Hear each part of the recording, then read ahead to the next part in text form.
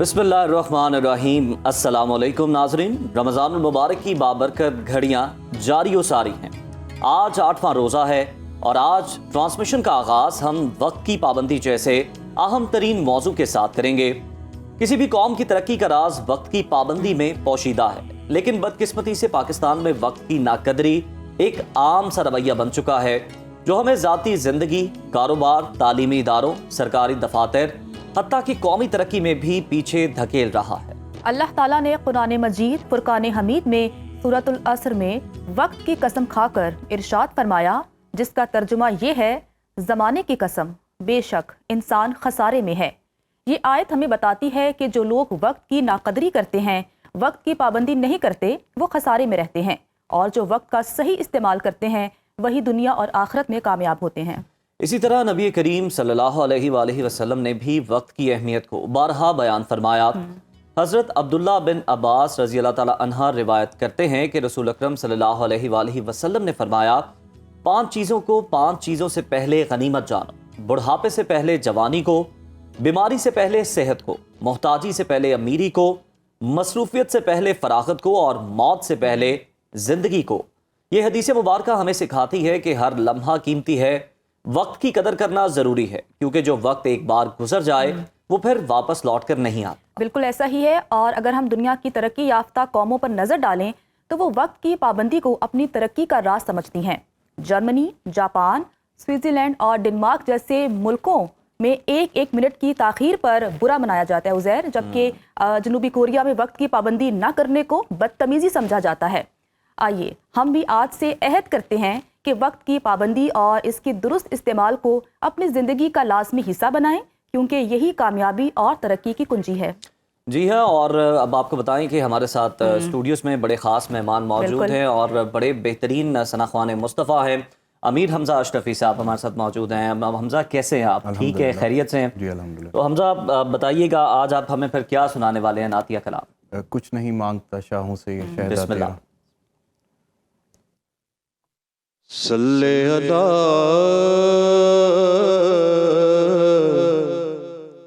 नबीना सल्ले अला मुहम्मदिन सल्ले अला शफीना सल्ले अला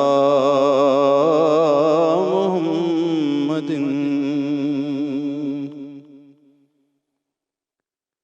कुछ नहीं मांगता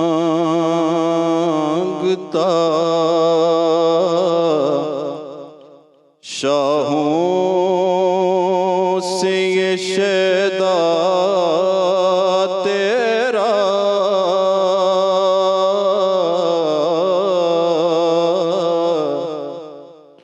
जिसकी दौलत है फकत नक्शे कफे पा तेरा। कुछ नहीं मांगता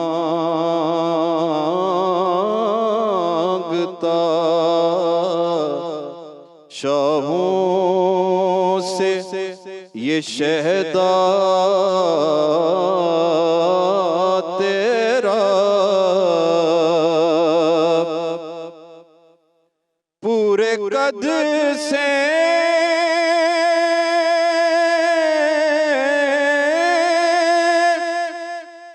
जो खड़ा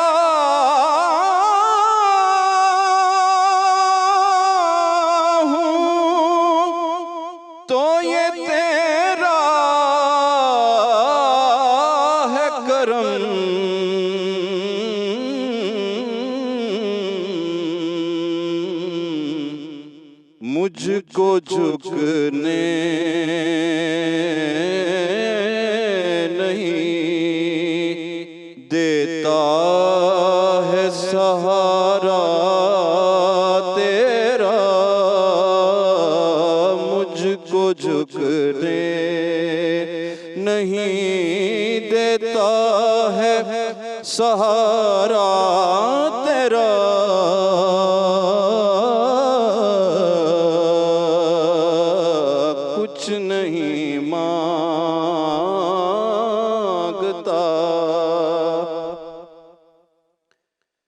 دستگیری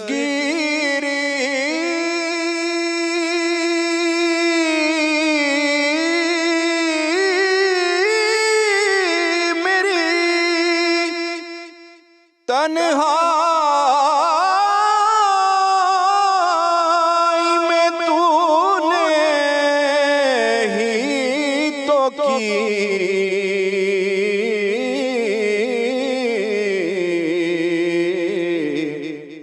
میں تو مر جاتا اگر ساتھ نہ ہوتا تیرا، میں تو مر جاتا اگر ساتھ نہ ہوتا تیرا۔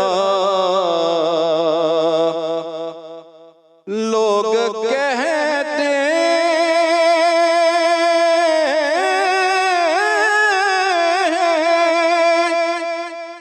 کہ سایہ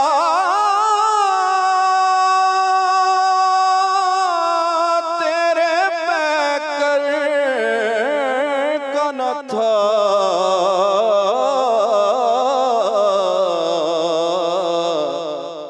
میں تو کہتا ہوں کہ جہاں پر میں ہے سایہ تیرا، کچھ نہیں مانگتا۔ سبحان اللہ، بہت زبردست امیر حمزہ، بہت شکریہ آپ کا، اور بڑے خوبصورت طریقے سے آپ نے آقا کی شان میں عقیدت و محبت کا نذرانہ پیش کیا، اور امید ہے یہ قبول بھی ہوا ہوگا انشاءاللہ۔ بالکل ایسا ہی ہے۔ یہاں وقت ہوا ہے بریک کا، بریک کے بعد واپس آتے ہیں۔ ویورز، آج ہم اپنے سیگمنٹ اسلامی تہذیب و تاریخ میں اہم ملک ڈسکس کرنے والے ہیں۔ ہم بات کرنے والے ہیں اردن کی۔ تو یہ ملک اسلامی تاریخ میں نمایاں مقام رکھتا ہے۔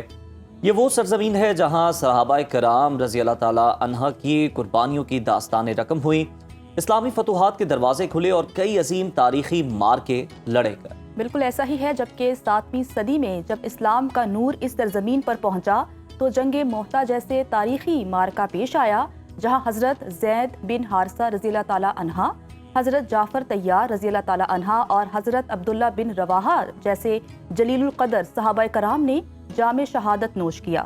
صرف یہی نہیں بلکہ حضرت نوح علیہ السلام، حضرت شعیب علیہ السلام، حضرت یوشع بن نون علیہ السلام اور حضرت موسیٰ علیہ السلام کے قدموں کے نقش بھی اسی مقدس خطے میں ملتے ہیں۔ اردن کو اسلامی تاریخ میں یہ خاص مقام کیوں حاصل ہے؟ یہاں کے تاریخی مقامات ہمارے لیے کیا پیغام رکھتے ہیں؟ اور یہ خطہ مسلمانوں کے لیے کس طرح روحانی اور تہذیبی اہمیت کا حامل ہے؟ اسی پر بات کرنے کے لیے ہمارے ساتھ موجود ہیں ریسرچ اسکالر سید فہد علی قاسمی صاحب۔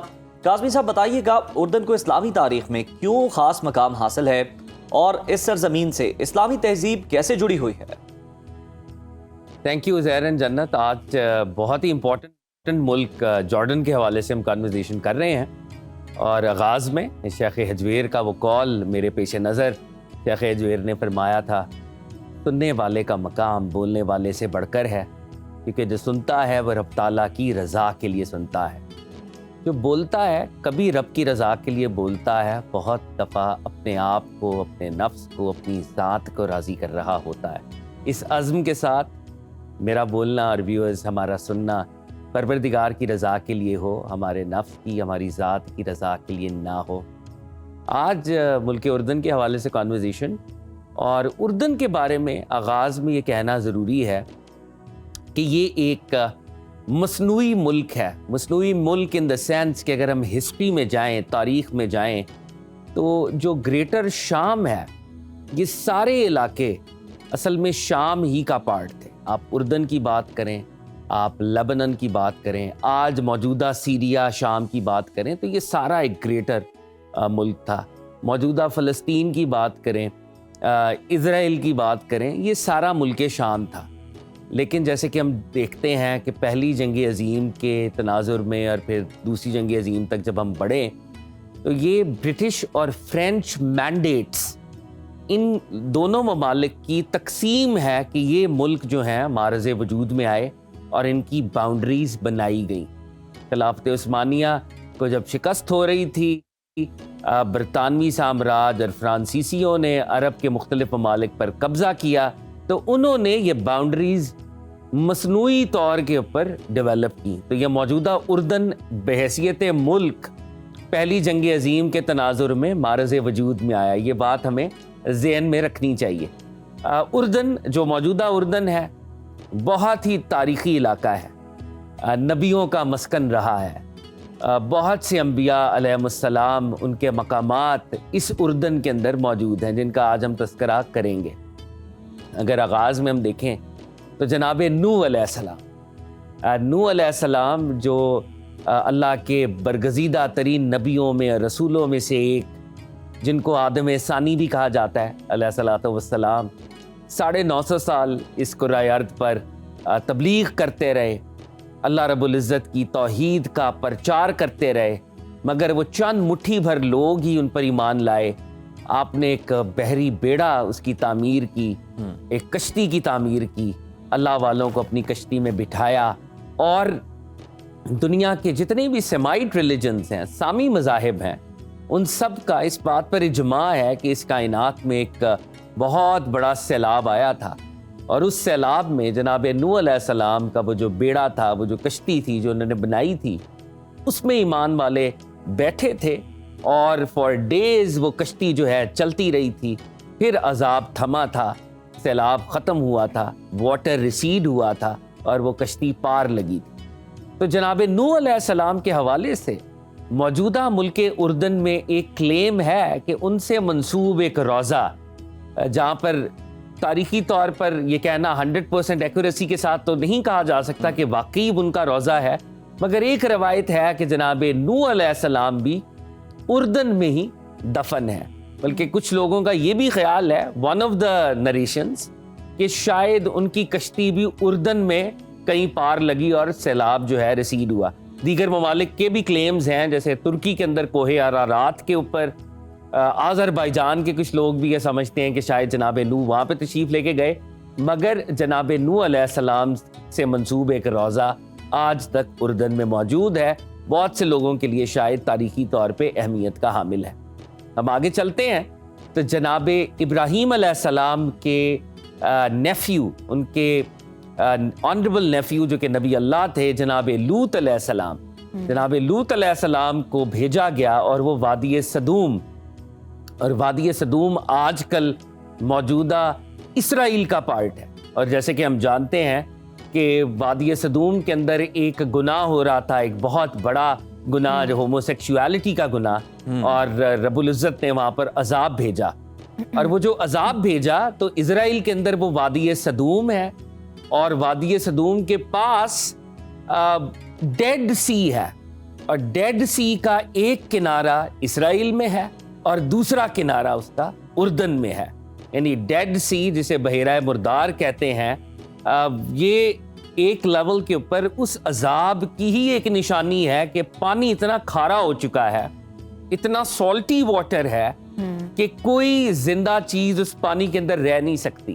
یعنی اس پانی میں بھی زندگی نہیں ہے, وہاں پر کوئی آبی حیات جو ہے موجود نہیں ہے. انسان بھی چاہیں تو اس پانی کے اندر ڈوبتے نہیں ہیں, اس کو ڈیڈ سی کہا جاتا ہے. تو جناب لوط علیہ السلام اس پورے علاقے میں آئے تو اس کا ایک کنارہ کہہ لیں وہ اردن میں ہے, اور اردن ڈیڈ سی, یہ بھی ایک انٹرسٹنگ اینگل ہے. اس سے بڑھ کر, اور میرے ویورز کی زیادہ دلچسپی کا باعث ہوگا, جناب موسیٰ علیہ السلام کلیم اللہ, جناب موسیٰ علیہ السلام جب اپنی قوم کو آزاد کروا ریڈ سی انہوں نے عصا سے 2 ٹکڑے کیا اور اپنی قوم کو لے کے وہ نکلے, تو وہ ارض مقدس, پرامسڈ لینڈ, موجودہ فلسطین کی طرف سفر کر رہے تھے. اور جو ہولی لینڈ جس کو کہا جاتا ہے, ارض مقدس کہا جاتا ہے, وہ جارڈن ریور, دریائے اردن اور میڈیٹرینین سی, میڈیٹرینین سی اور دریائے اردن کے درمیان جو پورا خطہ ہے وہ پرامسڈ لینڈ ہے, اور وہ آج کل کا فلسطین اور اسرائیل ہے. تو جناب موسیٰ علیہ السلام اس ارض مقدس کی طرف سفر کر رہے تھے. He was going towards the promised holy land. مگر رب کی مشیت یہ تھی کہ جب وہ اپنی قوم کو لے کے پڑاؤ ڈال رہے تھے اور پھر آگے بڑھتے تھے، پھر پڑاؤ ڈالتے تھے۔ رب کی مرضی یہ تھی کہ حضرت موسیٰ علیہ السلام جب پرومسڈ لینڈ کے 2 یا 2.5 کلومیٹر دور تھے تو رب العزت کی طرف سے ان کو بتایا گیا کہ آپ کا آخری وقت آ چکا ہے اور اب آپ رب العزت کی طرف سفر کریں گے، آپ کی روح جو ہے اللہ رب العزت کے پاس تشریف لے جائے گی، یعنی ان کا وقت وصال تھا۔ اور حضرت موسیٰ علیہ السلام اس وقت اردن کے اندر موجود تھے، موجودہ اردن میں، اور اس کو ماؤنٹ نیبو کہتے ہیں۔ وہ ماؤنٹ نیبو پر کھڑے ہو کر سامنے ہولی لینڈ کا نظارہ اور زیارت کر رہے تھے، حتیٰ کہ ان کا وصال ہوا۔ تو جناب موسیٰ علیہ السلام سے منسوب روضہ بھی ملک اردن کے اندر ہی موجود ہے۔ تو یہ نبیوں کی سرزمین رہی ہے۔ جناب لوط علیہ السلام کا کنیکشن ہم دیکھ چکے، جناب نوح علیہ السلام کا کنیکشن ہم دیکھ چکے، جناب موسیٰ علیہ السلام کا کنیکشن ہم دیکھ چکے۔ لیکن اب اس سرزمین کے حوالے سے ایک اور اہم بات جو آپ کے سامنے رکھی جائے وہ ہے اصحاب کہف۔ اصحاب کہف وہ اللہ والے جو اس وقت کا جو اسلام تھا، مسیحیت، وہ مسیحیت کے پیروکار تھے، اور اس وقت کا جو بادشاہ تھا جس کو دقیانوس کہا جاتا ہے، بادشاہ جو ہے وہ غیر مسلم تھا، بادشاہ مذہب حقہ کا پیروکار نہیں تھا۔ ان اللہ والوں نے ایک لیول کے اوپر ہجرت کی اور اس علاقے کو چھوڑ دیا اور ایک غار میں پناہ لی، اور رب العزت نے ان اللہ والوں کے اوپر نیند کو طاری کر دیا، اور یہ کم و بیش 300 سال اس غار کے اندر سوتے رہے۔ ان پر موت واقع نہیں ہوئی، یہ زندہ رہے۔ یہ اللہ رب العزت کا معجزہ اور ان اصحاب کہف کے اوپر ایک کرامت کا معاملہ تھا۔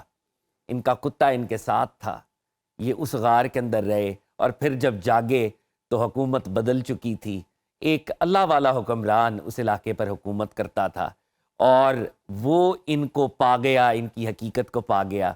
یہ سارے واقعات قرآن کی سورہ کہف کے اندر موجود ہیں۔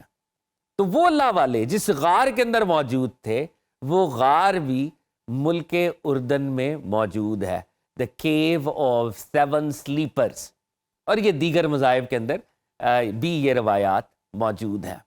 اس سب سے بڑھ کر، اور شاید آج یہ بات کمپلیٹ نہ ہو سکے، کل یہ بات آپ کے سامنے رکھیں گے کہ آج کا موجودہ اردن، اس کا سرکار دو عالم صلی اللہ علیہ وآلہ وسلم سے کیا تعلق ہے۔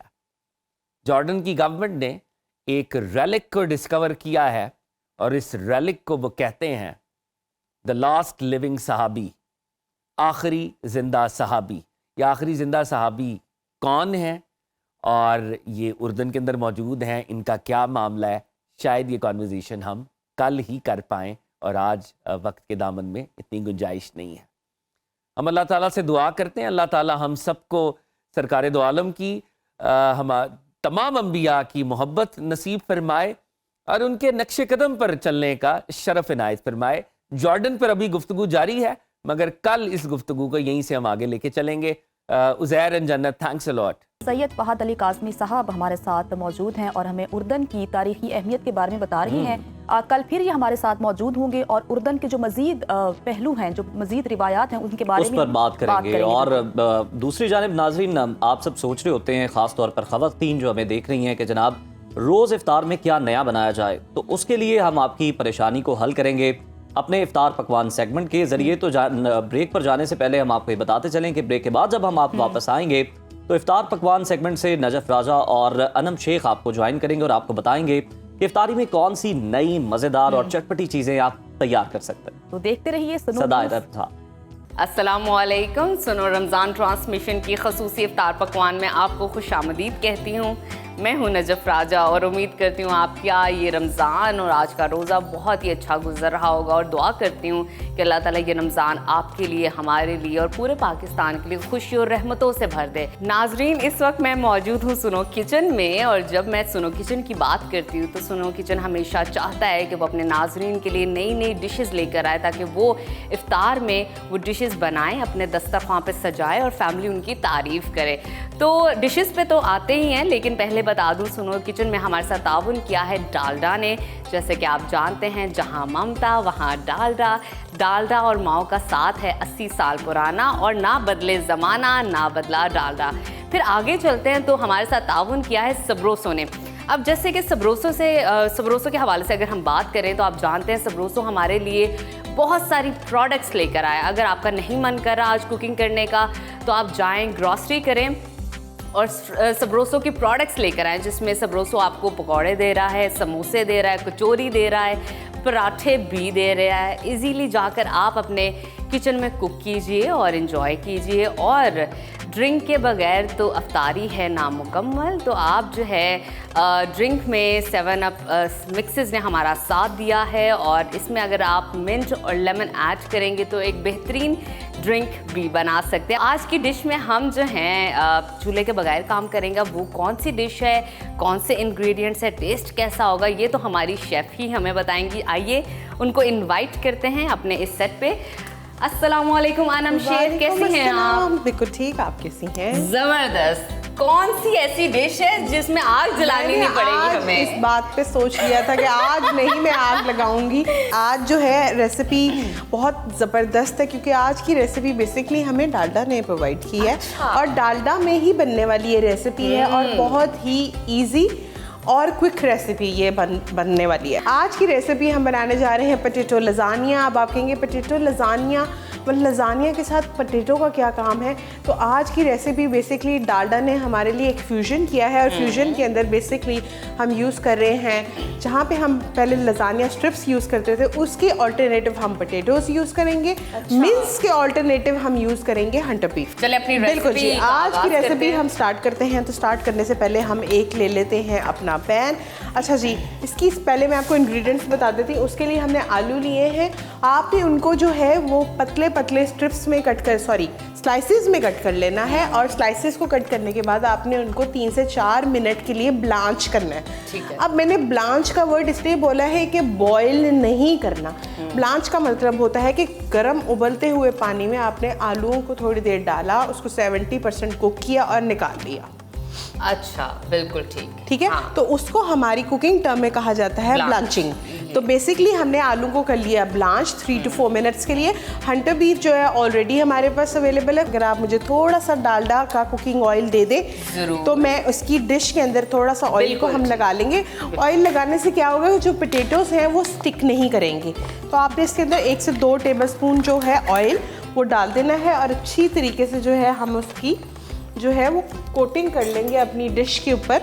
थोड़ा सा और डलेगा बस, ताकि जो है हमारे पोटैटोस बिल्कुल भी स्टिक ना हो, और आपकी जो है साइड्स को भी अच्छी तरीके से कवर करे। ठीक है जी, अब ये हो गया इसको। अब हम यहाँ से जो है अब पोटैटोस को लेना है सबसे पहले, और आपने उसको अरेंज करना है।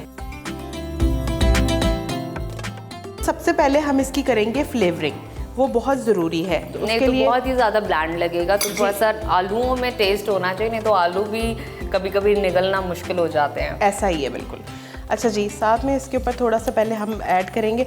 अच्छा, क्योंकि हमने हर लेयर पे लगाना है, तो हर लेयर पे इसी तरह ही हम सीजनिंग करेंगे। तो सॉल्ट टू टेस्ट लग करेंगे इसके ऊपर। ठीक है जी। उसके बाद हम इसके ऊपर ऐड करेंगे थोड़ी सी चिली फ्लेक्स। ठीक है जी, इस तरीके से हस्बे ज़रूरत। अगर आपको चिली फ्लेक्स पसंद नहीं है तो आप इसको ब्लैक पेपर के साथ भी जो है वो ऑल्टरनेट कर सकते हैं। बिल्कुल ठीक। इसी तरीके से अब हमारे पास जो हंटर बीफ है उसकी हम लेयर सेट करेंगे एग्जैक्टली बिल्कुल सेम टू सेम, ऐसे ही जैसे हमने अपने पोटैटोज़ की लेयर सेट की है।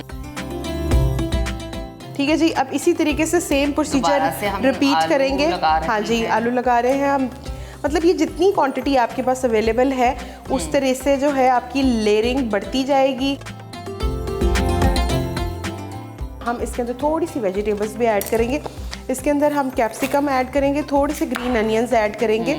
आप इसको जो है फाइनली स्लाइसिस भी कर सकते हैं, और आप इनको क्यूब्स में भी कट करके डाल सकते हैं। तो मैं इसको थोड़ा सा कोशिश करूंगी कि क्यूब्स कट में जिस तरह टेस्ट आपका हो। बहुत सारे लोग बहुत पतली फॉर्म में भी जी बिल्कुल कैप्सिकम, लेकिन अगर आप क्यूब्स में भी डाल सकते हैं।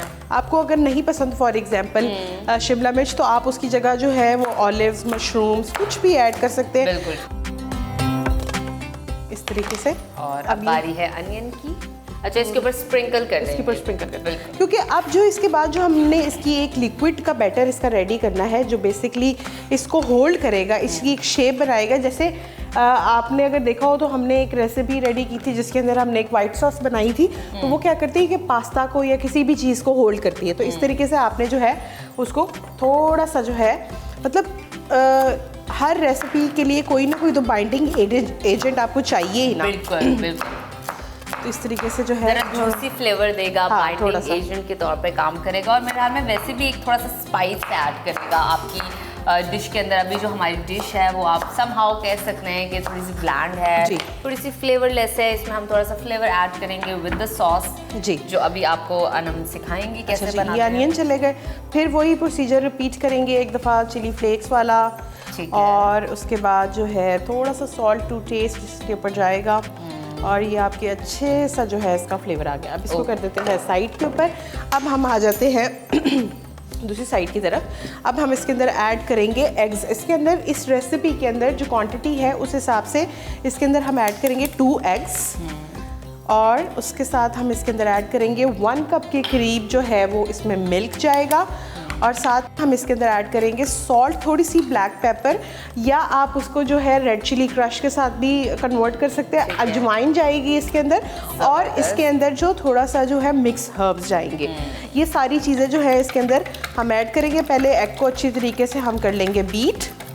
बिल्कुल ठीक। अब देखें, हर चीज़ के अंदर जो है वो सीजनिंग ऐड करना बहुत ज़रूरी है। अगर आप नहीं ऐड करेंगे तो उसका फ्लेवर नहीं आएगा। फ्लेवर नहीं आएगा, और जिस तरह हम देख रहे हैं कि हम हर स्टेप पे डिफरेंट सीजनिंग ऐड कर रहे हैं, तो आपने ज़्यादा भी नहीं करनी, क्योंकि ये जब कंबाइन हो के आपके मुंह में आएगी तो ऐसा ना हो कि एकदम ब्लास्ट हो जाए और आपके मैंने इतना ज़्यादा स्पाइस कैसे कि डाल लिया। बिल्कुल। तो आपने थोड़ा सा मुनासिब ही रखना है। तो अजवाइन डाली और थोड़े से चिली फ्लेक्स डाले हैं, और थोड़े से जो है ये आप थाइम या मिक्स हर्ब्स जो है आप इसके अंदर ऐड कर सकते हैं। अच्छा जी, थोड़े से मैंने ऊपर के लिए रख दिए हैं गार्निश के लिए। अच्छी तरीके से आपने इनको मिक्स कर लेना है, और मिक्स करने के बाद हम इसके अंदर 1 कप के करीब जो है वो मिल्क ऐड करके, और ये सारा के सारा बैटर जो है हम पोर कर देंगे अपने इसके ऊपर, पोटैटो लजानिया के ऊपर। ये 1 कप मिल्क चला गया इसके अंदर, और इसको अच्छी तरीके से करेंगे mix mix mix mix mix करना बहुत ज़रूरी है अगर आपको अच्छी कंसिस्टेंसी चाहिए तो। अच्छा, अंडे के हवाले से तो ये बड़ा इंपॉर्टेंट स्टेप है। बिल्कुल। आपने सही से उसको बीट नहीं किया ना अंडे को, तो उसके लम्स रह जाते हैं कहीं Exactly. कहीं। अच्छा जी, अब इसको अच्छी तरीके से मैंने मिक्स कर लिया है, और अब हम इसको स्लोली इसके ऊपर पोर करेंगे। इस तरह से आपने इसको पोर कर लेना है।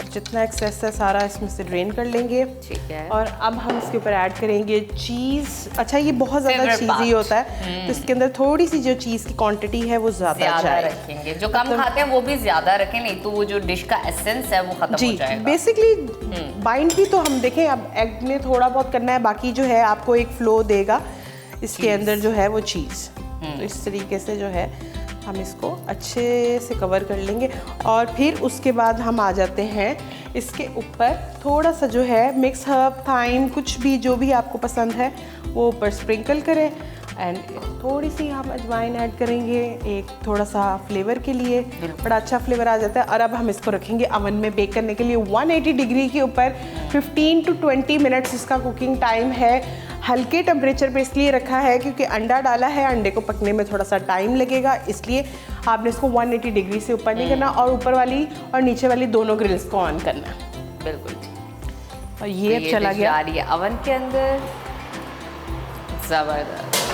अवन को इस्तेमाल करते हुए आपको बहुत ख्याल रखने की ज़रूरत है कि आपको ग्लव्स पहनने हैं, अगर तो गर्म है, नहीं तो वैसे भी आप ख्याल रखिए, क्योंकि एक दफ़ा अवन का बर्न आपके हाथ पर या बाजू पे लग जाएगा तो काफ़ी, एक तो निशान नहीं जाता और वैसे भी बर्न नजर आता है। बिल्कुल। डिश जो हमने बनाई थी वो अवन पे रखती है और अब वेट करेंगे। मीनवाइल हम एक और डिश बनाने जा रहे हैं जिसके बारे में हमारे साथ बहुत ही प्यारा और मजबूत किस्म का ताउन किया है सबरोसो ने। जैसे कि सबरोसो आपका इफ्तार को बनाता है आसान और इजी के साथ साथ मज़ेदार भी बनाता है। तो आज सबरोसो की जानिब से ही उनके जो शानदार किस्म के पकौड़े हैं। जी, चिकन पकौड़ा। ओह, चिकन पकौड़ा। देखिए, हल्के फुल्के पकौड़े नहीं, आम पकौड़े नहीं, सादे पकौड़े आलू नहीं है इसके अंदर, चिकन पकौड़ा। तो यहाँ पे हमने जो है अपना पैन रखा हुआ है, आप इसके अंदर डालडा कुकिंग ऑयल डालेंगे। यहाँ से जो है मैं क्योंकि जहाँ चिकन ममता, पकौड़ा वहाँ डालडा, और डालडा आपकी कुकिंग को आसान बनाता है। और हम इसको फ्राई करने के लिए मेरे हाल में हाफ पैन जो जी। है ऑयल का भर लेंगे। बिल्कुल ऐसा ही है। और इसके अंदर से जो है अच्छी तरीके से हम खोलेंगे। मुझे तो वैसे इसका जो सबरोसो का पैकिंग और इसका जो कलर है वो बहुत ज़बरदस्त सा है। काफ़ी है ना जी, बहुत बहुत बहुत। और देखें जी, इतने ज़्यादा पकौड़े, एक साइड पे आपके आलू वाले पकौड़े, एक तरफ से चिकन। मेरा ख्याल है कि फिर कोई भी आलू वाले पकौड़े जो है वो प्रेफर नहीं करेगा, सब ही चिकन वाले पकौड़े जो है वो खाना पसंद करेंगे। अच्छा जी, इसकी कटिंग कर लेते हैं। ऑयल का टेम्परेचर जो है जब तक हमारा थोड़ा सा गर्म हो जाएगा तब हम इसके अंदर जो है अपने चिकन पकौड़ा। अच्छा, सबसे अच्छी बात है कि 1 बाइट चिकन से पकौड़ास हैं, इजीली है खाने में भी। Just 1 bite chicken pakora ready to cook है, बस आपने इनको डालना है। हार्डली कोई 3 से 4 मिनट कुक करना है और आपके चिकन पकौड़ा जो है वो बिल्कुल रेडी हो जाएंगे। ऑयल भी हो गया है गरम और हम डाल देंगे अपने चिकन पकौड़ा ऑयल के अंदर। ऑयल हम इस्तेमाल कर रहे हैं डालडा का, क्योंकि जहाँ ममता वहाँ डालडा। जी बिल्कुल ऐसे। ऑयल से आवाज़ें आ रही कितनी हैं, ज़बरदस्त जो बता है। रहा है कि पकौड़े संभव तैयार हो रहे हैं। और दूसरी तरफ अगर हम देखें तो अवन के अंदर हमारी डिश मौजूद है और वो जो है पोटैटो लज़ानिया हमारा, पोटैटो लज़ानिया जो है वो बेक हो रहा है। इस पकौड़ों के साथ मैं आपको कहूँगी कि ज़रूर जो है मिंट चटनी या इमली की चटनी जो है आप इंजॉय करें, आप उसको कॉम्प्लीमेंट करेंगे पकौड़ों के साथ। तो आपको पता है ये बहुत ज़बरदस्त लगती है। और ये देखें, हल्के हल्के जो है गोल्डन ब्राउन होना शुरू हो गए, बस और 1-8 मिनट में जो है मैं इनको डिश आउट कर दूँगी। और मैंने इसकी जो प्लेटर है वो वाइट कलर का रखा है, नीचे हम थोड़ा और फ्राइंग के हवाले से हम हमेशा ये टिप देते रहते हैं कि आपने ज़्यादा डार्क ब्राउन नहीं फ्राई करने, हमेशा गोल्डन ब्राउन कीजिए क्योंकि वो दिखते भी अच्छे हैं। और ये हमारे चिकन पकौड़े जो हैं वो रेडी हो गए हैं। हम अब इसको डिश आउट कर लेते हैं। बिल्कुल। तो मैं हमेशा से डायरेक्टली हम इसमें भी निकाल सकते हैं, लेकिन दूसरे प्लेटर में निकालने से ये होता है कि एक्सेस ऑयल जितना भी होता है वो प्लेट में रह जाता है और आपके प्रोडक्ट जो है वो ऑयल फ्री हो जाता है। आप चाहे तो टिश्यू का भी इस्तेमाल कर सकते हैं। टिश्यू जो आपके किचन टॉवल्स होते हैं बेसिकली वो बहुत अच्छा इंपॉर्टेंट रोल करते हैं। लेकिन वही मैंने आपको बात बताई कि आप इनको जो है, अगर जो डाइट के पॉइंट ऑफ व्यू से उनका दिल कर रहा है पकौड़े खाने को, तो वो डायरेक्टली इनको ऐसे ही एयर फ्रायर में डालें, बल्कि मुझे लगता है कि फ्राइंग से ज़्यादा क्रिस्पी होंगे ये। बिल्कुल ऐसे ही एयर फ्रायर में, बिल्कुल। तो ये जो है हमारे सारे चिकन पकौड़े। लेकिन हेल्थ के पॉइंट ऑफ व्यू से डालडा बहुत सेफ है। अगर आप डालडा भी यूज़ करते हैं अपने कुकिंग सेगमेंट में या आप किचन के अंदर यूज़ कर रहे हैं और अपनी कुकिंग आप डालडा के थ्रू कर रहे हैं, तो भी ये हेल्दी ही है, क्योंकि डालडा की जितने भी इंग्रेडिएंट्स हैं जो उनके प्रोडक्ट्स में इस्तेमाल की गई हैं वो बहुत हेल्थ कॉन्शियस के हवाले से। इसके अलावा अगर आप मज़ीद हेल्थ के पॉइंट ऑफ व्यू से देखें तो आप उनका ऑलिव ऑयल भी यूज़ कर सकते हैं। बिल्कुल। तो अब ये गार्निशिंग वाला प्रोसीजर जो है हो गया है स्टार्ट। और देखिए कि कितने खूबसूरत 1 बाइट आपके पास जो है चिकन पकौड़ा वो रेडी हो गए हैं। आप इनको मिंट सॉस या इमली की चटनी के साथ जो है वो एंजॉय करें। आपकी जो आज की एक रेसिपी है वो रेडी होगी, तो क्यों ना हम इसके साथ थोड़ी सी 7 अप भी सर्व कर देते हैं। ज़बरदस्त, वो तो एक बहुत अच्छी बात है क्योंकि इफ्तार में ड्रिंक इज। अगर आप मुझे एक 7 अप दे देंगी वहाँ से, थैंक यू। और ये 7 अप फुल चिल्ड हमारे पास 7 अप है, आप इंजॉय करें चिल करके। और आपको स्टार्टिंग में नजफ ने एक बात भी बोली थी कि ये 7 अप के साथ जो है आप बहुत सी रेसिपीज को जो है वो क्रिएट भी कर सकते हैं। सबसे कन्वीनियंट चीज़ है। आप मिंट ऐड करना चाहते हैं, आप लेमन ऐड करना चाहते हैं, आप कोई फ्रूट ऐड करना चाहते हैं, इवन तो आप कोई स्ट्रॉबेरी ऐड करना चाहते हैं, तो भी आप 7 अप के साथ बहुत अच्छा एक वो ड्रिंक बना सकते हैं। बिल्कुल। स्लश के अंदर जो है स्लशेस जो है वो विदाउट वाइट सोडा, मतलब कि 7 अप के बगैर जो है वो बिल्कुल इनकम्प्लीट है। तो हम ज़रा एक नज़र अपनी रेसिपी की तरफ भी देख लेते हैं कि वो किधर तक पहुंच गई है। और अब हम अपने वन से अपनी डिश को निकालते हैं और शदीद बबलिंग हो रही है। अरे वाह, ज़बरदस्त खुशबू इतनी अच्छी आ रही है। ओह माय गॉड, मुझे तो लग रहा है रोज़ा। ध्यान से अनम, ध्यान से।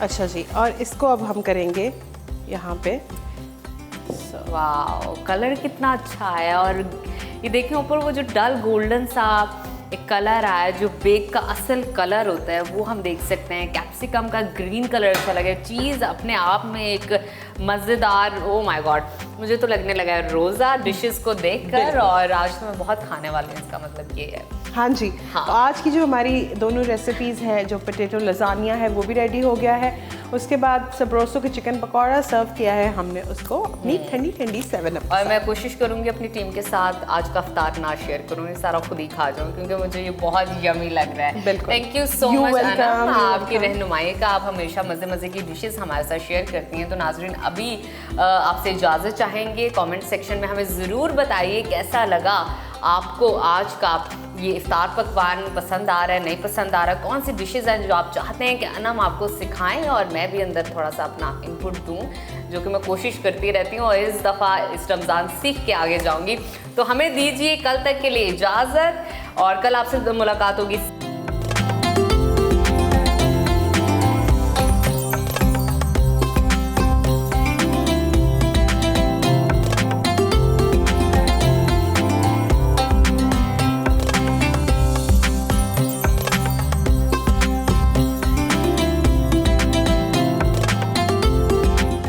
तो आज शेफ़ अनम शेख ने उज़ैर बनाया है पोटैटो लज़ानिया, और उसके साथ उन्होंने सबरोसो के चिकन पकोड़े बनाए हैं। देखने में तो काफ़ी टेस्टी लग रहे थे, मुझे तो सुनने में भी काफी मजेदार लग रहे हैं, मज़े मुझे के सुन के लुत्फ आ रहा है। क्या बिल्कुल ऐसा ही है। वापस आएंगे ब्रेक के बाद, आप देखते रहिए सदाए रमज़ान।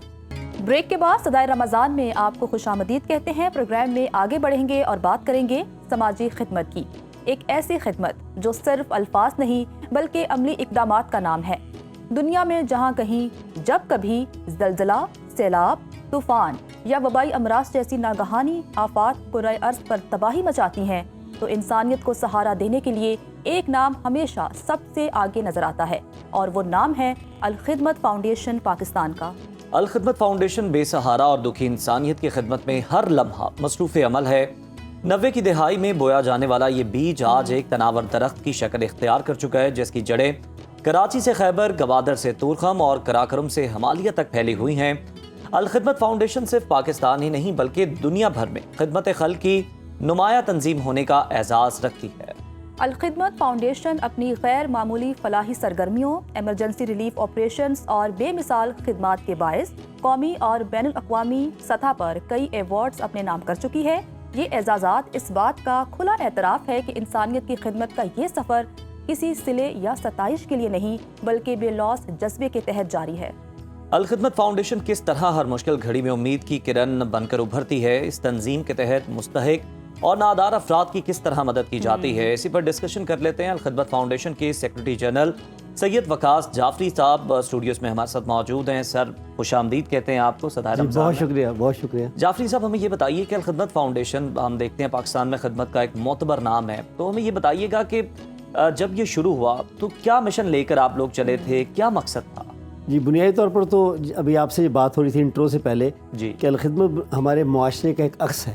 यानी इस मुआशरे के मुतालिक हम बहुत शिकायत करते हैं, और जाहिर बात है कुछ महरूमियाँ भी यकीन पाई जाती हैं, लेकिन सच्ची बात तो ये है अल खिदमत और इस तरह के इदारे हमें इस मुआशरे पर हमारे यकीन और एतमाद में इजाफा करते हैं। और एक तरफ जो है कि ज़ाहिर है कि हमारे यहाँ एक अलविया या मसला ये है कि चूँकि हुकूमतों की कारकर्दगी उस तरह नहीं है, तो हमें समाजी लेवल पर या सोसाइटल लेवल पर काम करने की ज़रूरत है। तो अल खिदमत एक ऐसा यानी पाकिस्तान का चेहरा है कि जब भी कोई मुश्किल हो, आफात हो, आजमाइश हो, तो अल खिदमत पाकिस्तानियों की नुमाइंदगी करते हुए अपने किरदार को अदा करती है।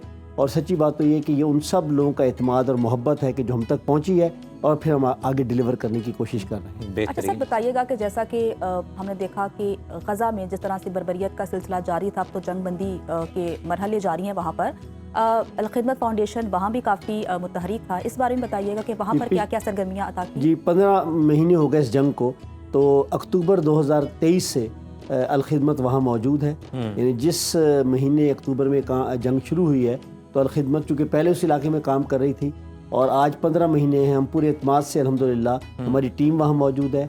हम ना सिर्फ जो है कि गज़ा के अंदर काम कर रहे हैं, बल्कि मिस्र और उर्दन جی۔ दोनों जगह से काम कर रहे हैं। अच्छा, इसके अलावा जो महाजरीन किसी भी वजह से निकलने में कामयाब हो सके, गज़ा में ज़ाहिर बमबारी है और बहुत बुरे हालात हैं, जी। तो हमने उनको तुर्की में अंदर, जॉर्डन में, इसी तरीके से मिस्र में, जो है कि लेबनान में और इवन पाकिस्तान में, यानी इस आपको जानकर खुशी होगी कि इस वक्त 200 से ज़्यादा तलबा और तालिबात जो गज़ा के हैं वो इस वक्त अलखिदमत के ताउन से पाकिस्तान में तालीम हासिल कर रहे हैं, उसमें मेडिकल के बच्चे क्या बात है। अच्छा जाफरी साहब, हमें ये भी बता दीजिएगा, अगर हम पाकिस्तान की बात कर लें तो इस पर करंटली कौन से फलाही शोबों में आप खदमात जो हैं वो दे रहे हैं, और कौन कौन से जो प्रोजेक्ट्स हैं अलखिदमत के जो चल रहे हैं इस वक्त पाकिस्तान? अच्छा, ज़लज़ला, सैलाब और कोरोना या अफ़गानिस्तान और तुर्किया की वजह से अलखिदमत का जो डिज़ास्टर का पहलू बहुत गालिब है, उसमें कोई शक नहीं है। लेकिन मैं आपको ये बताना चाहूँगा कि अलखिदमत के मुस्तकिल 8 प्रोजेक्ट्स हैं, जिसमें बनो काबिल से लेकर अपने नौजवान तलबा और तालिबात को पाँव पर खड़ा करना IT ट्रेनिंग के ज़रिए, हमारा वाश प्रोग्राम है कि जो हम साफ़ पानी के मंसूबे पूरे पाकिस्तान में लेकर जा रहे हैं, फिल्ट्रेशन प्लांट से लेकर और जो है कि आप यानी जिसे कहते हैं कि हैंड पम्प तक। इसी तरीके से हमारा एजुकेशन है, हम तकरीबन 1334 बच्चों और बच्चियों को माहाना वज़ाइफ दे रहे हैं, हमारा सालाना बजट जो है कि 10 करोड़ का है। इसी तरीके से पाकिस्तान की एक बड़ी तंजीम है अलखिदमत कि जो 32,000 यतीम बच्चों को उनकी माओं की किफ़ालत कर रही है और तकरीबन जो है कि 3.5 अरब सालाना का बजट है हमारा। तो गोया हमारे मुस्तकिल प्रोजेक्ट भी हैं, यानी डिज़ास्टर बिलाशुबा अपनी जगह पर है, लेकिन तालीम का, सेहत का, कम्युनिटी सर्विस यानी मसाजिद की तामीर से लेकर ट्रांसजेंडर तक, यानी ख्वाजा सरा, इसी तरीके से अपना ये हमारी हिंदू कम्युनिटी यहाँ मौजूद है, क्रिश्चियन कम्युनिटी मौजूद है, उनके मजहबी जो अय्याम के मौके पर उनके साथ ताउन करना। तो गोया अलखिदमत एक डिज़ास्टर में काम करी, लेकिन उसके साथ साथ इसके तालीम और सेहत के और कम्युनिटी सर्विस के मंसूबे मौजूद। अच्छा सर, बताइएगा कि फलाही सरगर्मी का सिलसिला तो जारी है, आप लोग बहुत अच्छा और बेहतरीन काम कर रहे हैं, और जहाँ भी उज़ैर हम देखते हैं कि कोई कुदरती आफात आती है तो अल खिदमत फाउंडेशन सबसे आगे होती है। ये कहिएगा कि हुकूमत से आप किस तरह की मुआवनत चाहते हैं कि हुकूमत आपको वो सपोर्ट फराहम करे ताकि बेहतर से बेहतरीन काम हो सके? मेरे पास जितना बड़ा चैलेंज पाकिस्तान में है, चाहे वो तालीम का हो या सेहत का हो, यानी वो अकेली हुकूमत के लिए ओहदा बनाना मुमकिन नहीं, आप हम अच्छी तरह जानते हैं। इस वक्त जो हमारी मईशत की सूरत हाल है, तो ज़ाहिर बात है इस वक्त ज़रूरत इस चीज़ की है कि जो इस तरह के इदारे हैं उनको हुकूमती सतह पर न सिर्फ उसका एतराफ़ किया जाए, मैं इस बात पर इसको तस्लीम करता हूँ कि हम गज़ा के अंदर जो काम कर रहे हैं उसमें हुकूमत और हुकूमती इदारों बिलखुसूस NDMA का हमें पूरी तरह ताउन हासिल है। इसी तरह पाकिस्तान में वॉलंटियर्स के अंदर जो है कि आफात से बचाव के लिए हम 1122 NDMA, PDMA जो सूबाई हमारे महकमे हैं, हम उनके कोलैबोरेशन के साथ काम कर रहे हैं। तो गोया ये मुल्क हमारा है, ये धरती और समाज हमारा है, लोग हमारे हैं, तो क्यों ना हम मिलकर कोलैबोरेशन के साथ और एक मजबूत हिकमत अमली के साथ मिलकर काम करें। सर हमें ज़रा ये भी बता दें कि अल खिदमत किस तरह से अपने जो फंड्स हैं वो जनरेट करती हैं, कौन कौन डोनेट करता है, डोनर्स क्या हैं, और हमें ज़रा ये भी बताइएगा कि आगे चलकर अगर कोई शख्स आपसे रब्ता करना चाहे, आपके सफ़र में साथ देना चाहे, अतिया देना चाहे, कोई डोनेशन देना चाहे, तो वो किस तरह अल खिदमत से रब्ता कर सकता है? देखिए, अल खिदमत चूँकि पाकिस्तान के तमाम इदारों से जो कि मंजूर शुदा है, आप बहुत आसानी से इसको एक्सेस कर सकते हैं। यानी अल खिदमत का हमारा alkhidmat.org, ये बहुत सादा सा हमारा जो है कि पहचान है, आप इस पर लॉगिन करें, आपको पूरी तफसील मिल जाएगी। अच्छा, हमारे इस वक्त 150 शहरों के अंदर हमारे दफातर मौजूद हैं, हमारे 9 रीजन्स मौजूद है, हमारे इस वक्त जो है कि वॉलंटियर्स की बड़ी तादाद है। हम अगले चंद सालों में 1 मिलियन वॉलंटियर तलबा और तालिबात को जो है इसे अटैच करना चाहते हैं। तो गोया इनफरादी तौर पर भी आप डोनेशन दे सकते हैं। अच्छा, जो इदारे हैं हमारे, मैं समझता हूँ कि ये जो आप काम कर रहे हैं ये भी किसी डोनेशन से कम नहीं है कि आप एक लोगों के अंदर हमें कनेक्टिविटी फराहम कर रहे हैं। तो गोया यानी इन काइंड, कभी कभी तो ये लगता है कि पैसे से ज़्यादा जो है कि हमें इस चीज़ की ज़रूरत है, और मैं हमेशा ये कहता हूँ कि हमें डोनर की ज़रूरत नहीं है, हमें ओनर्स की ज़रूरत है कि जो इस काम को ओन करें। तो इंशाल्लाह जब आप ओन करेंगे तो आपका वक्त भी हमें मिलेगा, आपका सरमाया भी हमें मिलेगा। अच्छा सर, अगर हम अल खिदमत फाउंडेशन की बात करें तो जो यतीम बच्चे हैं उनकी किफ़ालत के लिए भी आपने प्रोग्राम शुरू किया है।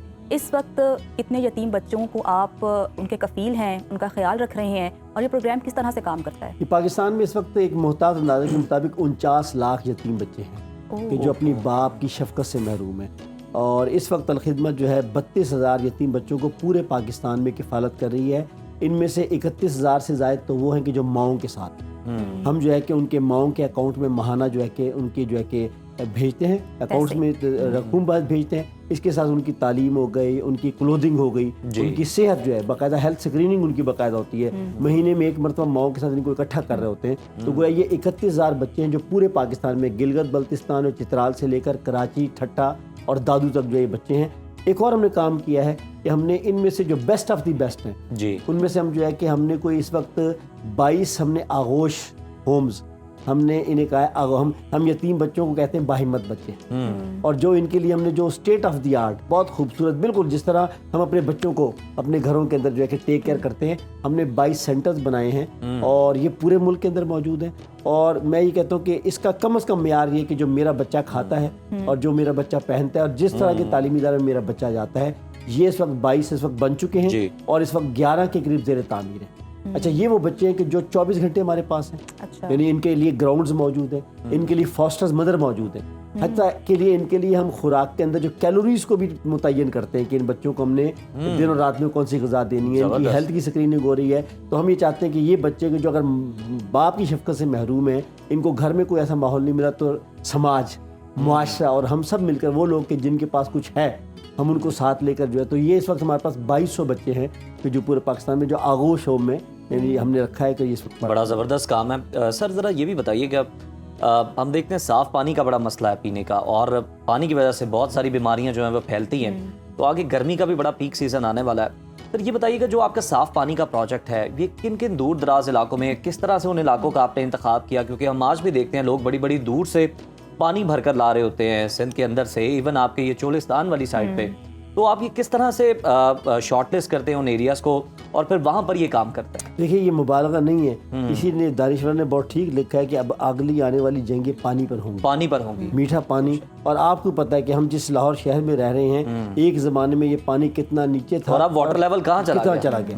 دوسری بات یہ ہے کہ اس وقت جو ہے کہ ایک محتاط اندازے کے مطابق بیماریوں کی سب سے بڑی وجہ واٹر باؤنڈ ڈیزیز نے، کہ ہم جو پانی ٹیپ واٹر استعمال کر رہے ہیں اس سے جو بیماریاں آ رہی ہیں، جس میں سب سے بڑھ کر ہیپاٹائٹس، یعنی یہ وہ صورتحال ہے جس کے نتیجے میں اس وقت الخدمت اب تو ڈاکٹرز یہ بھی بتاتے ہیں، ریکمینڈ کرتے ہیں کہ آپ آنکھوں کے لیے بھی یہ یوز نہ کریں، یہ آپ کو الرجی ہو جاتی ہے، یہ انفیکشن. تو ہمارے 5 پروڈکٹس ہیں اس کے اندر، یعنی اس میں فلٹریشن پلانٹ سے لے کر، یعنی ہم ان علاقوں میں کہ جہاں پانی اچھا اور صاف مہیا نہیں ہے وہاں فلٹریشن پلانٹ لگانے سے لے کر اور کمیونٹی ہینڈ پمپ تک.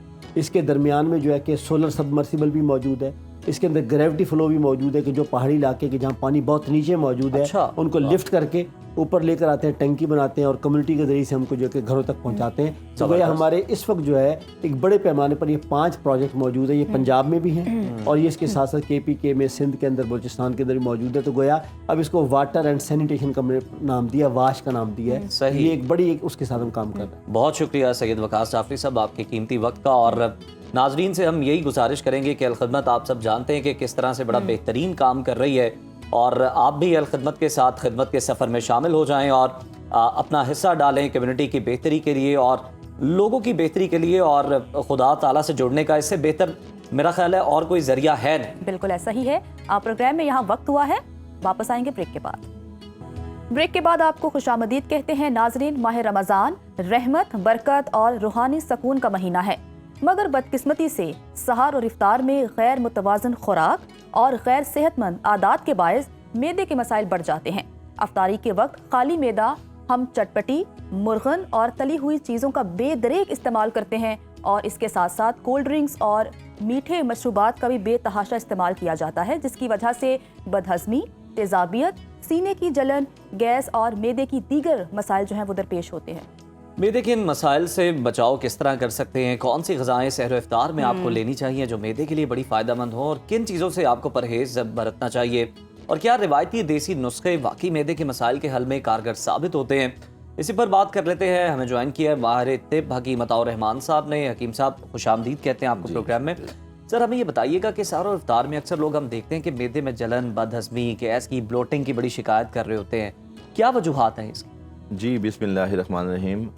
سحر افطار میں دیکھیں، ایک تو ہمارا پورا جو 11 ماہ کا اسکیجول ہے نا وہ چینج ہوتا ہے، اور اس کو چینج کرنے میں 15-20 دن یا مہینہ پہلے لوگوں کو جو ہے نا ریہرسل کرنی چاہیے، تو وہ ریہرسل نہیں کرتے. اچانک ویری فرسٹ ڈے روزہ آتا ہے اور وہ جو ہمارے 3-3 4-4 کھانے ہیں بیچ میں وہ ختم ہو جاتے ہیں، اور صبح سحری اور افطاری یہ 2 کھانے آ جاتے ہیں. ایک تو مین چیز یہ ہے کہ لوگوں کو اپنا جو اپنا شیڈول ہے نا اس کو بہتر کرنا ہے. دوسرے نمبر پہ رمضان کے اندر جو ہماری آئلی چیزیں ہیں، فرائڈ چیزیں ہیں، ان کا استعمال کثرت سے بڑھ جاتا ہے. اور دوسرا اس کے متبادل ایک چیز ہے کہ جو یہ چاٹ مسالہ ہے، چاہے آپ فروٹ چاٹ کھا رہے ہیں، چاہے آپ دہی بلے کھا رہے ہیں، چاہے آپ کوئی اور چیز کھا رہے ہیں اس پہ چاٹ مسالہ بہت رکھا جاتا ہے. تو یہ دونوں چیزیں جو ہے نا صحت کے لیے مضر ہوتی ہیں. میں یہ نہیں کہتا کہ اس کو آپ بند کر دیں, لیکن اس کا استعمال ذرا کم کیا جائے. اور اس تیسری چیز یہ ہے کہ اگر تو آپ باہر کی چیز اگر پکوڑا سموسا کھائیں گے وہ تو آپ کے لیے نہ تو ہائیجینک ہوگا, نہ وہ کوالٹی ہوگی, نہ آئل وہ اتنا اچھا استعمال ہوگا.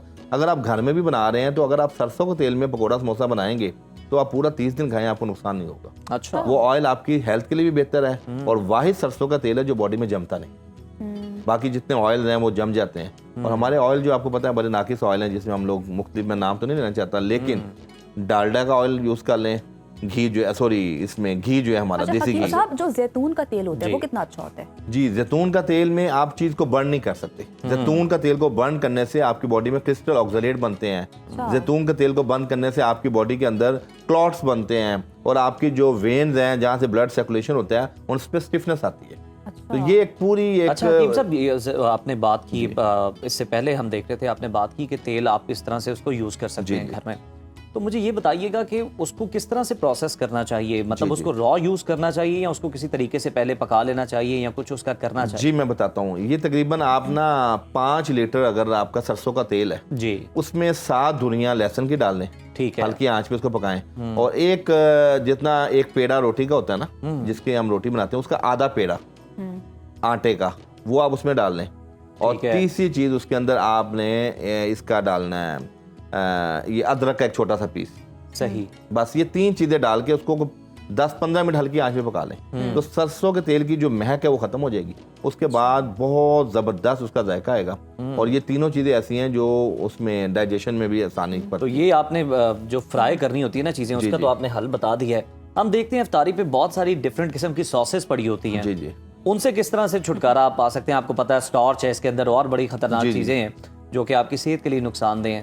اس کا متبادل بھی کوئی بتائیے. جی میں اس میں یہ بتاؤں کہ زیادہ تر ہمارے یہاں جو رمضان میں کیچپ کا بہت استعمال ہوتا ہے, اور جو کیچپ ہے اس کے اندر اگر خدا نہ خواستہ ناقص ٹماٹر کی بنی ہوگی تو کڈنی کے جتنے پیشنٹس ہیں اس میں آپ کو پتھری پیدا ہوگی, اس کے اندر گردے کی درد کا خدشہ ہے, اور دوسرا آپ کے گلا خراب ہونے کا بڑا خدشہ ہے. اور یہ دونوں چیزیں آپ کو پتہ ہے کہ اللہ پاک نے جو ہمارے ٹونسلز اور ہماری انٹسٹائن, یہ 2 اہم ایسے آرگن ہیں جسے امیونٹی فوری 0 پہ آتی ہے. مثال کے طور پہ جس شخص کا گلا خراب ہوتا ہے اس کو فوری فیور ہوگا اور نقاہت میں آ جائے گا. اسی طرح کسی کو 7-8 موشن آ جائیں, پیٹ خراب ہو, تو چاہے 7 فٹ لمبا آدمی ہو, صحت مند ہو, وہ ڈی ہائیڈریشن ہوگی اور وہ بالکل کانپنے لگ جائے گا. تو یہ دونوں آرگن ایسے ہیں جو فوری طور پہ جس کے اندر امیونٹی کا انہانس ہونا بہت ضروری ہے.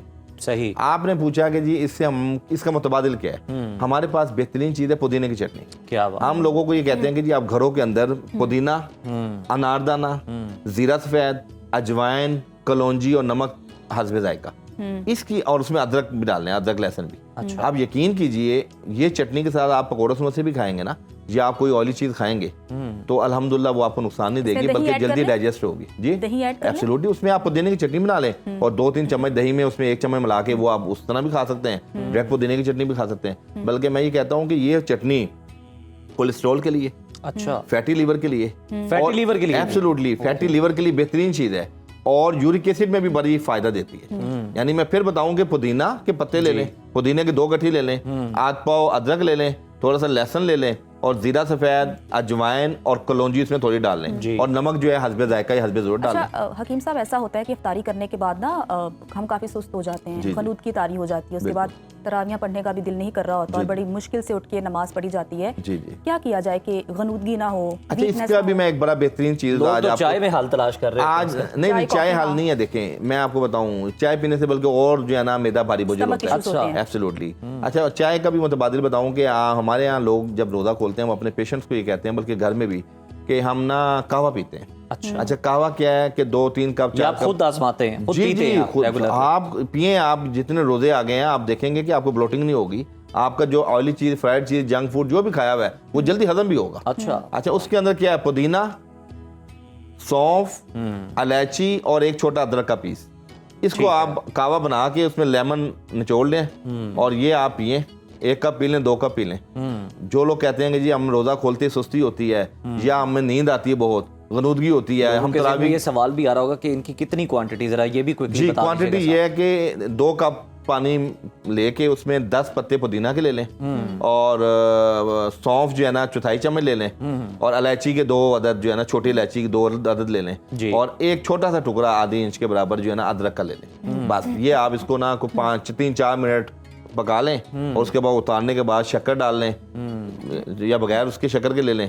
تو چینی نہیں ڈالنی کیونکہ چینی بھی آپ کو سستی پیدا کرتی ہے. اچھا یہ آپ نے چینی کی بات کی تو حکیم صاحب ہماری یہی کوشش ہے کہ لوگوں کو یہ جو جتنی نقصان دہ چیزیں ہیں نا ان سے نکال کر جو صحت مند جو ان کے لیے فائدہ مند چیزیں ہیں وہ بتائی جائیں.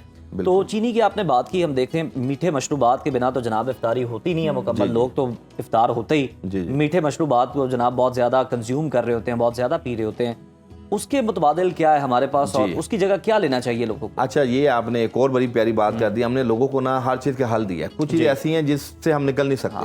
ہم خالی مسئلے نہیں بتا رہے, حل بھی بتا رہے ہیں. اچھا اس کے اندر یہ دیکھیں, آپ نے کوئی بھی مشروب گھر میں تیار کرنا ہے نا تو خواتین کو چاہیے کہ ایک جگ کے اندر اگر آپ بچوں کے لیے جامع شیری ہے یا کوئی شربت بادام ہے یا کوئی بھی مشروب ہے وہ اگر تیار کرتے ہیں نا تو اس پورے جگ میں 2 ٹیبل سپون جو ہے وہ زیرہ سفید ڈال دیں. زیرہ سفید اس کا ٹیسٹ تو نہیں اس سے چینج کچھ بھی نہیں ہوگا. زیرہ سفید کو ڈال کے آپ 2-3 گھنٹے جگ کو ایسے رہنے دیں, اس میں بھگوئے رہنے دیں اور افطاری کے ٹائم آپ اس زیرہ سفید والے میں شربت بنا لیں. بالکل ٹھیک ہے. آپ امیجن کریں وہ جو چینی ہے, زیرہ سفید اینٹی انفلیمیٹری پراپرٹیز رکھتا ہے اور فیٹس کو بھی ٹھیک کرتا ہے. چینی کی جو سائیڈ افیکٹ ہیں اس کو کمپنسیٹ کرتے ہیں اور ڈائریٹک ہوگا. اور مزے کے بعد آپ کو بتاؤں, زیرہ اس کے اندر رہنے دینا, آپ نے چھاننا نہیں, اس کو چھان کے بعد میں آپ شربت لے لینا. ٹھیک ہے, تو وہ آپ چھان کے بچوں کو دیں, جگر کی بھی اصلاح ہوگی.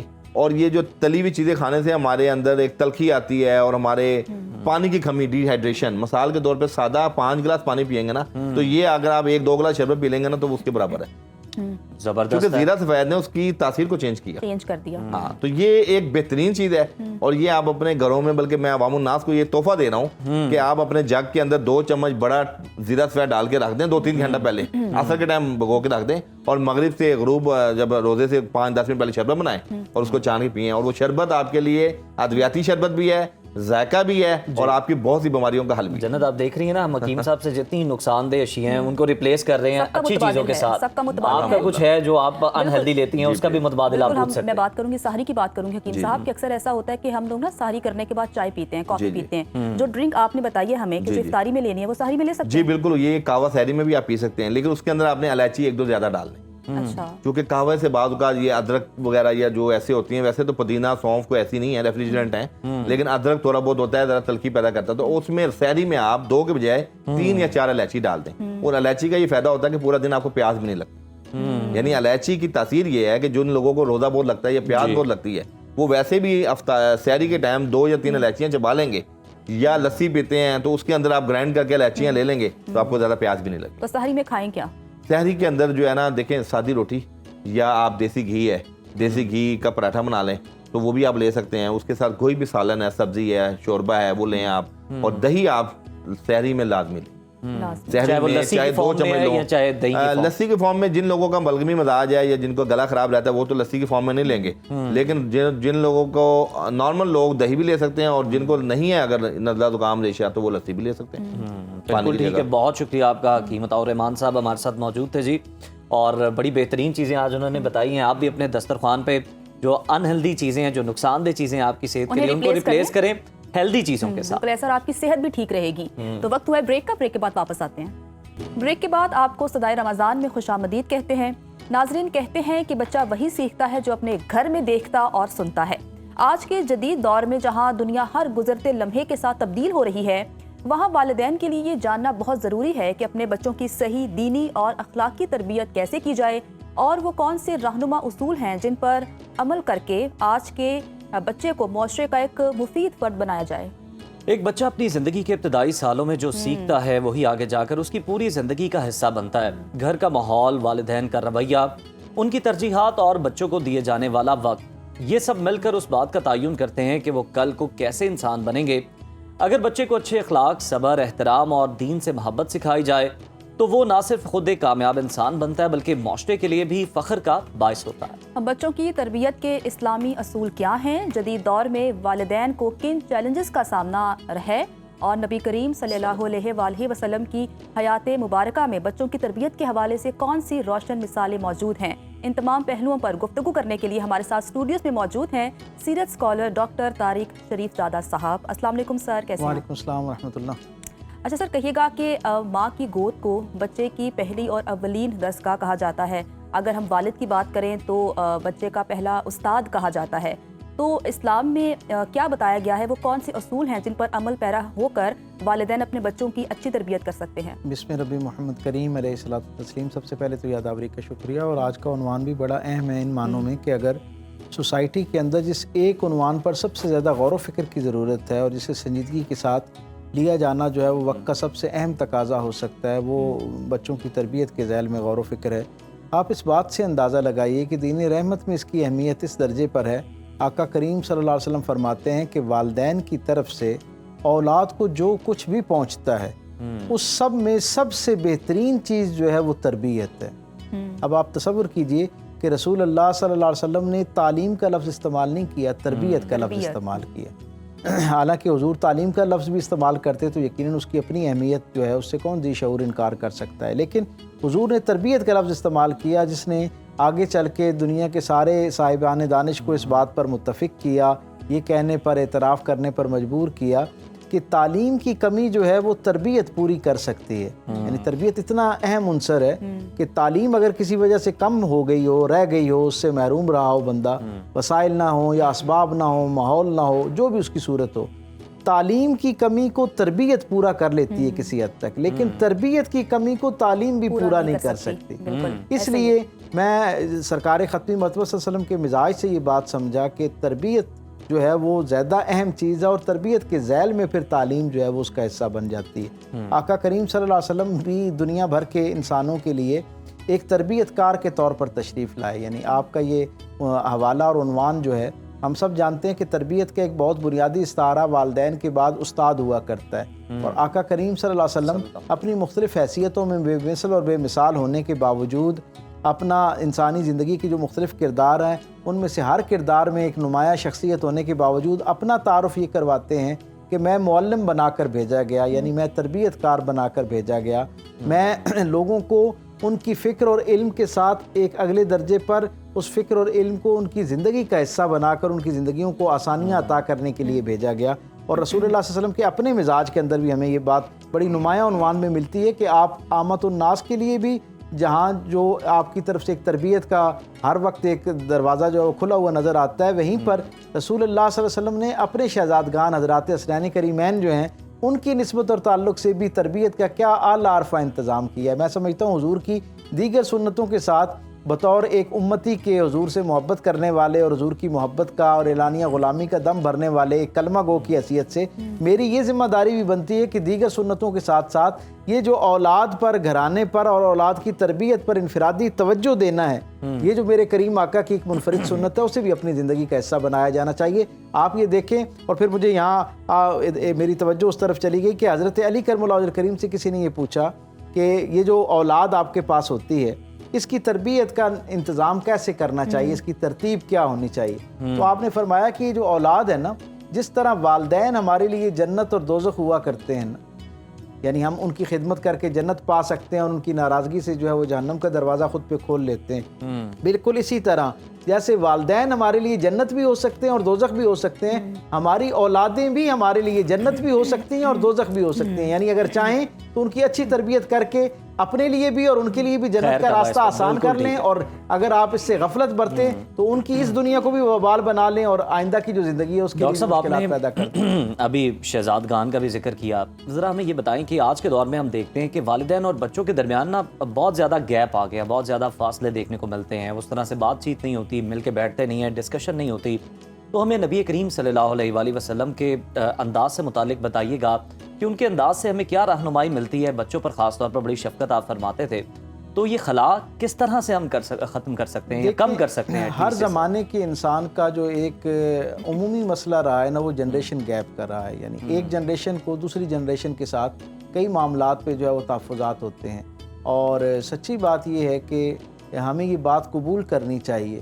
یعنی مجھے نہیں سمجھ آتی کہ کیوں معاشرے کے اندر یہ بات جو ہے وہ سمجھی نہیں جاتی کہ ہر نئی آنے والی نسل اپنے جس طرح کچھ خواب لے کر آتی ہے نا، جس طرح اپنے اسباب لے کر آتی ہے، اپنے زمانے کی کچھ مشکلات اور سوالات لے کر آتی ہے، اسی طرح اپنا ایک مزاج بھی لے کر آتی ہے. سو ہمیں ایک پہلی جنریشن کے طور پر سب سے پہلے تو والدین کو یہ سمجھنا چاہیے کہ ہمیں ایک آئندہ آنے والی جنریشن جو ہے اس کے لیے ایک آسانی پیدا کرنے والی جنریشن کے طور پہ ہونا چاہیے. ان کے لیے سہولیات، تاکہ وہ زندگی کی جو تکالیف جن سے ہم گزرے، وہ سارے رویے جنہیں ہمیں فیس کرنا پڑا، جن کی وجہ سے آج کبھی کبھی ہم سوچتے ہیں کہ اگر ہمیں بہترین ایک صحبت میسر آئی ہوتی، کمپنی بہترین میسر آئی ہوتی، تو شاید ہم اس سے زیادہ کامیاب ہوتے. وہ ساری جو اپنی زندگی کی محرومی ہے نا، میں سمجھتا ہوں اس کا ایک بہترین انداز یہ ہو سکتا ہے تربیت کا کہ ہم اپنے اولاد کے لیے ایک سپیس کریٹ کریں. اور پھر ایک بات اور ہمیں سمجھنی چاہیے کہ جوں وقت گزرتا جا رہا ہے، ہر آنے والے دن میں جو ٹیکنالوجی کے نام پر، وسائل کے نام پر ایک بہت بڑی گمراہی کا دروازہ جو ہے وہ لوگوں کے اوپر کھلتا ہے. اور ہمارے بچے اب وہ ہماری طرح ایک یعنی 5 سے رات 11 بجے تک ٹیلی ویژن یا 5 سے 9 بجے تک خبرنامے کا ٹیلی ویژن دیکھنے والے بچے نہیں ہیں. ان کے ہاتھ میں، ان کے پام پہ یہ جو گیجٹ ہم نے دے دیا ہے، یہ میں بلکہ کل کہیں گی بات کر رہا تھا کہ کتنی حیران کن بات ہے کہ جو بچہ اب بول نہیں سکتا نا، وہ بچہ بھی آدھی دنیا سے زیادہ جو ہے وہ متعلق ہو گیا، اس کو ایکسپوجر اس کے پاس موجود ہے اس گیجٹ کی شکل میں. آپ نے فرمایا 14 برس سے لے کے 21 برس تک بچہ جو ہے اس کے ساتھ آپ کے تعلق کی نوعیت ایسی ہونی چاہیے جیسے ایک مشیر کی نوعیت ہوتی ہے. یعنی اب آپ نے اس کو حکمن نہیں کہنا بلکہ مشورے میں بھی شامل کرنا اسے. اب اسے اپنے مشورے میں بھی شامل کر کے اسے اعتماد دینا ہے، اور اس کی زندگی کے حوالے سے جہاں کہیں مشاورت درکار ہو وہاں اپنا بہترین تجربہ بھی اس کے سامنے پیش کرنا ہے، خیر اور شر کا امتیاز اس کے سامنے رکھنا ہے، اور پھر فیصلوں میں گو کہ اس کی اونرشپ جو ہے نا اس کو اس کا شریک کیا جائے، تاکہ اس کو یہ احساس ہو کہ اب اس کی اپنی زندگی ایک عملی صورت میں آگے بڑھنا شروع دوستی کی بات کی کہ دوستی کا تعلق بڑا ہونا چاہیے. ایک لاسٹلی میں آپ سے یہ سوال کرنا چاہوں گا کہ ہم دیکھتے ہیں کہ ماؤں کا وقت زیادہ گزرتا ہے بچوں کے ساتھ، اور نپولین نے بھی کہا تھا، نپولین بوناپارٹ نے، گیو می گڈ مدرس and I shall give you a good nation. تو مدرس کا کتنا بڑا رول ہے اس میں؟ اس سے پہلے میں آپ کی اجازت سے ایک فکرہ اور اس پہ مکمل کر دوں اپنے سامعین کے لیے کہ آپ نے فرمایا کہ 21 برس سے لے کے قبر کے دہانے تک وہ بچہ جس کے آپ مشیر بنے ہوئے تھے نا، اب آپ نے اس کا دوست بن جانا ہے. تو لوگوں نے پوچھا کہ دوست بھی تو مشیر ہی ہوتا ہے، تو آپ نے کہا نہیں، دوست وہ ہوتا ہے جو سب کچھ دیکھ رہا ہوتا ہے لیکن مشورہ اس وقت تک نہیں دیتا جب تک وہ طلب نہ کرے. آپ نے فرمایا اگر 21 برس تک ایک بچہ تربیت میں آپ کے پاس رہا ہے اور آپ اس کو ٹھیک نہیں کر سکے، تو اب صرف دعا یا اس کا اپنا عملی تلخ تجربہ ہی اس کو زندگی کی اصل حقائق کے ساتھ جو ہے وہ جوڑ سکتا ہے اور اس کی اصلاح کر سکتا ہے. سو یہ وہ 4 بنیادی فیزز ہیں جن کو اگر ہم اپنی اولاد کی تربیت کے حوالے سے سیٹل کریں تو بہت ساری چیزیں آسان ہو سکتی ہیں. والدہ والا جو معاملہ آپ نے کہا، میں ہمیشہ اس بات پر بہت فوکس کرتا ہوں، اور میرا بڑا اس کے اوپر جو ہے وہ شرح صدر ہے کہ اگر آپ نے اپنے بچوں کو بین الاقوامی معیارات کے مطابق اس چیلنج پر تیار کرنا ہے نا، تو باپ تو باہر کی ذمہ داریوں میں اتنا مشغول ہے کہ اس کے پاس وقت نہیں ہے. خواتین کو اپنے آپ میں اپنی ذات کے اندر بہت زیادہ صاحب علم ہونا چاہیے، ویل انفارمڈ ہونا چاہیے، ایڈوانس ٹیکنالوجی سے وابستہ ہونا چاہیے. ایک پڑھی لکھی خاتون ہی بچوں کی اچھی تربیت کر سکتی ہے. ڈاکٹر صاحب بہت شکریہ. تو ناظرین، پروگرام کا اختتام ہونے والا ہے، لیکن اختتام سے پہلے اللہ تعالیٰ قرآن پاک کی سورہ بنی اسرائیل میں ارشاد فرماتے ہیں، اور قریب ہے آپ کا رب آپ کو مقام محمود پر فائز کرے. ناظرین، یہی مقام محمود در حقیقت وہ مرتبہ ہے جو نبی کریم صلی اللہ علیہ وآلہ وسلم کو شفاعت کبریٰ کے لیے عطا کیا جائے گا. قیامت کے دن جب ہر نفس اپنی فکر میں ہوگا، یہاں تک کہ انبیاء بھی اللہ کے حضور سفارش کرنے سے معذرت کریں گے، تب اللہ کے محبوب صلی اللہ علیہ وسلم بھی وہ ہستی ہیں جو اللہ کے دربار میں سجدہ ریز ہوں گے.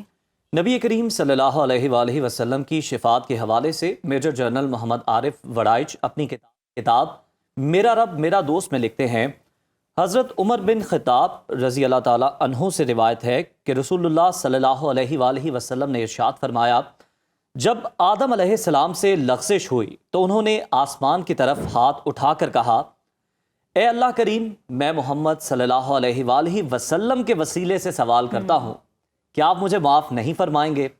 تو اللہ کریم نے وحی فرمائی اور پوچھا، محمد کون ہے؟ حضرت آدم علیہ السلام نے عرض کی، آپ صلی اللہ علیہ وآلہ وسلم کا اسم بڑا بابرکت ہے. جب آپ نے مجھے پیدا کیا تو میں نے عرش کی طرف سر اٹھایا تو اس پر لا الہ الا اللہ محمد الرسول اللہ لکھا دیکھا. बस मुझे मालूम हो गया कि उस ज़ात से मुअज़्ज़ज़ तर बारगाह में, तेरी बारगाह में और कोई नहीं है जिसका नाम आपने अपने नाम के साथ लिखा है। बस अल्लाह करीम ने वही फरमाई कि ये तेरी औलाद में आखिरी नबी हैं, और अगर ये ना होते तो मैं तुझे भी पैदा ना करता। हमारा ईमान है कि अल्लाह की रहमत की कोई हद नहीं, मगर साथ ही हमें इसका मुस्तहिक भी बनना हो। अगर हम चाहते हैं कि रोज़े क़यामत नबी करीम सल्लल्लाहु अलैहि वसल्लम हमें पहचान कर अपनी शिफात से नवाजें, तो हमें उनकी तालीमात पर अमल करना होगा। इसी के साथ हमें सदाए रमज़ान की खुसूसी ट्रांसमिशन से इजाज़त दीजिए। कल फिर मुलाकात होगी। खुदा हाफिज़। अल्लाह हाफ़िज़।